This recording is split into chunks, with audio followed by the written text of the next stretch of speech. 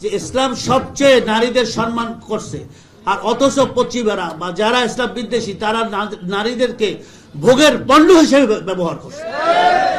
তারা তাদেরকে পতিতা পর্যন্ত তারা পতিতালয় তাদেরকে ব্যবহার করতেছে। এখানে আপনি দেখেন যে আমাদের বক্তা বলে গেছে যে আমাদের দেশে নারী প্রাইম মিনিস্টার প্রধানমন্ত্রী ছিল বারবার, কিন্তু তারা কি নারীদের অধিকার দেশে সম্মান দেশে? তারা কি আইসা আমাদের মা বোনদের এই পতিতা বৃত্তির যে লাইসেন্স ক্যান্সেল করছে? করে না। তাহলে দেখা গেল এরাই নারীদের ক্ষতি করছে, তাদেরকে খারাপ পথে এরাই প্রবাহিত করছে। আর ইসলাম তাদেরকে ওখান থেকে এনে সম্মানজনকভাবে, রাষ্ট্রীয়ভাবে, সামাজিকভাবে, পারিবারিকভাবে তাদের সম্মান দেশে, তাদের মাথা উঁচু করছে, তাদের ভোগ্য পণ্য হিসেবে ব্যবহার করে নাই।